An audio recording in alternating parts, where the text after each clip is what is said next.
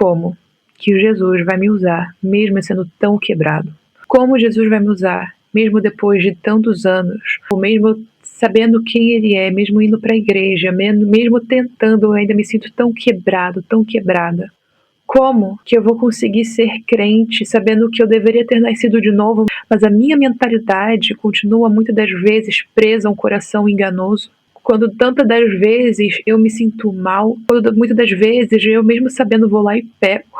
Cara, como que Jesus vai usar uma pessoa tão caída e quebrada quanto eu, que por mais que tenha uma outra coisa que faça assim, melhor ou diferente, eu ainda continuo tão aquém do que eu deveria ser em Cristo? E pior ainda, se sentir uma farsa quando a gente tenta fazer a vontade de Deus, porque a gente sente que a nossa verdadeira identidade é aquela caída, é aquela dita pelas nossas traumas, pelas rachaduras, pelas cicatrizes. E aí, o que a gente faz?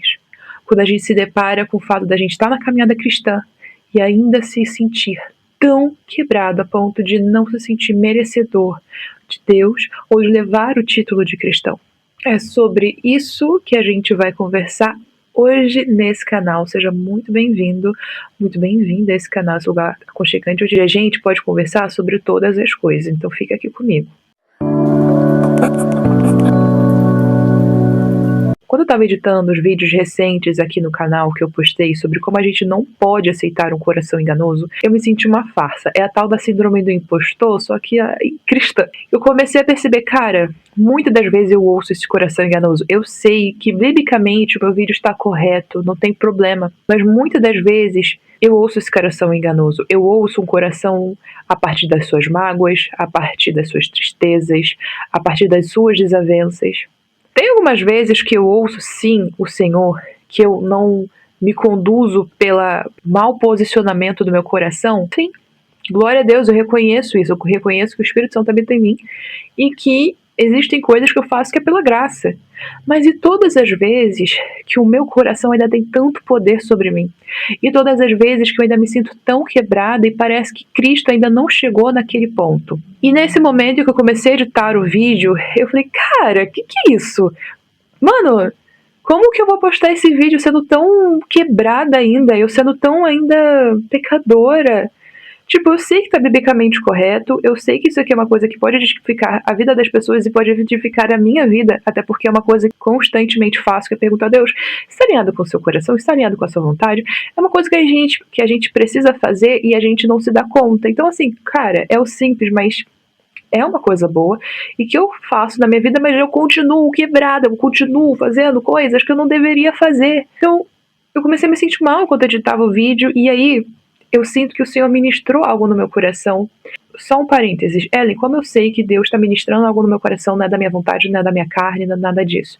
Eu quero fazer um vídeo aprofundado sobre isso, mas em resumo dos resumos do resumo é quando ele está teologicamente, biblicamente coerente. Então, se você sente, se no seu coração você sente uma voz falar com você, que na verdade é o Espírito Santo conversando com você, então quando no seu coração vem uma sabedoria que fala, que conversa com você e está teologicamente aplicada, então o Espírito Santo em ação na sua vida. Não adianta de nada vir uma voz super mega sábia e falar um monte de besteira, um monte de heresia, não é? Então, em resumo, é isso. Quando eu estava lá editando o vídeo, eu senti o Senhor ministrar no meu coração. Eu uso pessoas quebradas para redimir o mundo quebrado. Eu uso pessoas quebradas para redimir pessoas quebradas. Eu uso pessoas quebradas para redimir um mundo quebrado. E eu fiquei, cara, eu senti a profundidade daquilo, mas ainda não tinha atingido todo o seu potencial, aquela ministração do meu interior. E um tempo depois, dentro de um churrasco que eu tava, eu senti o Senhor falar muito forte comigo em relação a isso. Eu acho extraordinário, porque era uma música completamente secular, completamente, inclusive, pecaminosa. Nem toda música secular é pecaminosa, mas essa especial era, né? Enfim, assuntos completamente aleatórios. Eu falei, cara, eu vou ler aqui a palavra, porque eu não tava me sentindo muita vontade, né? Com aquela música, não tem nada pra fazer, não tem ninguém conversando aqui comigo, eu vou ler a palavra. E aí o Senhor ardeu no meu coração em 1 João. Gente, extraordinário. Eu não imaginava que o Senhor ia ministrar no meu coração naquele momento em relação a isso. Aquilo que estava do meu coração em relação ao quanto que eu era quebrada e o quanto que não fazia sentido eu ficar aqui tentando ajudar pessoas quebradas, sendo que eu era tão quebrada. E aí Comecei a ler 1 João. Isso que eu estava lendo 1 João, uma coisa chamou extremamente a minha atenção, que é a primeira coisa que Jesus fala ao ver Pedro. Ele fala: e tu serás chamado Cefas. Tu és Simão e serás chamado Cefas. Eu falei, cara, aquilo ali é muito louco como o Senhor usa uma passagem que a gente já leu 300 mil vezes, a gente lê aquela passagem e do nada, pum. Cara, calma aí. O Senhor olhou para Pedro, para Simão no caso, naquela época, a primeira coisa que ele disse foi: tu serás chamado Cefas.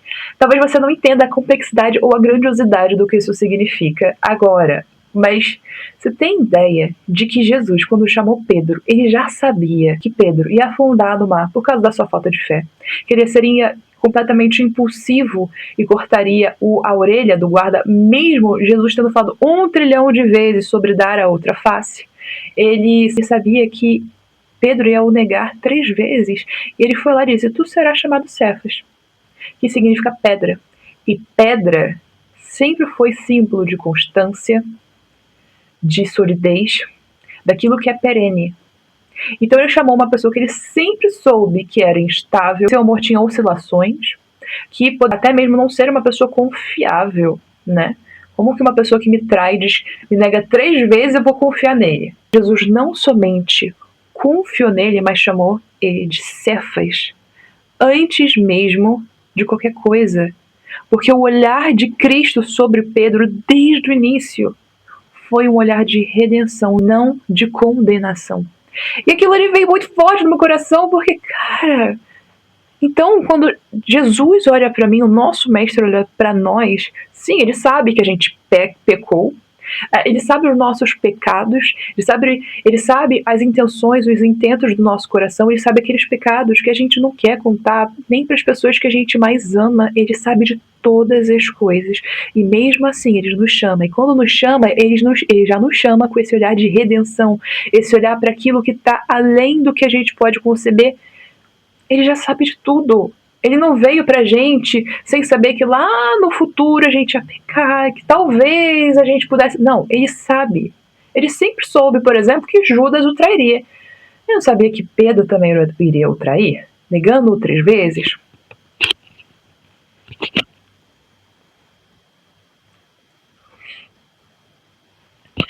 Jesus usa pessoas quebradas para purificar o seu nome através das suas fraquezas. É justamente as suas fraquezas que você se lamoria, que você acha que te tornam longe de Deus, é justamente onde o nome de Jesus é glorificado. Deus disse a Paulo em 2 Coríntios: o meu poder se aperfeiçoa na sua fraqueza. E Paulo disse: porque quando eu sou fraco é que sou forte. Porque quando a gente é fraco perante Deus e reconhece que somos pecadores, e reconhece que pecamos, e reconhecemos o nosso coração vil, o nosso coração mau, mesmo com tudo isso, nas nossas fraquezas o nosso nome de Deus é glorificado, quando então a gente consegue realizar obras que apenas por meio de Jesus Cristo seriam capazes, quando mesmo nós perseveramos, mesmo sendo maus, mesmo percebendo nossas fraquezas e nossa inutilidade humana, e a gente olha Cristo, a gente decide ser como Ele, e a gente persevera mesmo sendo tão difícil muitas das vezes, a gente glorifica o nome de Cristo. Então é mesmo nesse momento que a gente tá, cara, eu sou quebrada, filho, como que eu vou conseguir fazer aquilo? É justamente nesse momento que ao fazer, ao perseverar, a gente está glorificando o nome de Cristo.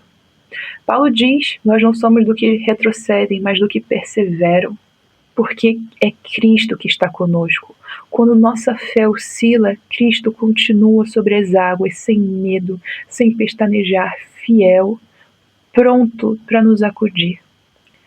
Porque aquele que começou a boa obra é fiel para completá-la. Então vamos nos agarrar a isso, não vamos nos agarrar aos nossos medos, ansiedades, mas vamos lembrar de Pedro, que Jesus desde o primeiro momento o viu com olhos de redenção. Ele também olha para mim e para você com olhos de redenção. E do mesmo jeito que o Senhor tocou no meu coração em relação a isso, eu espero que Ele toque no seu. Então se Jesus habita em você, você glorifica o nome do Pai, mesmo sendo quebrado. Mesmo sendo quebrado pelo mundo, quebrado pelas pessoas, não interessa. Jesus Cristo olha para você com olhos de redenção e redime todas as coisas por meio de seu Filho em você. Vamos refletir a glória desse Filho unigênito em nossas ações e sempre meditar nessa palavra. Vamos, por favor, porque eu vou fazer isso. Espero que tenha gostado desse vídeo, espero que medite nessas palavras, gente. Para quem não sabe, meu nome é Ellen. Esse é um cantinho criado para a gente conversar sobre tudo, sobre fé, teologia, sobre livros, sobre a vida em si, refletir um pouco sobre tudo. E espero te ver nos próximos vídeos. Se inscreva no canal, gente. Vai ser maravilhoso tê-lo aqui comigo. Um beijo e até o próximo vídeo.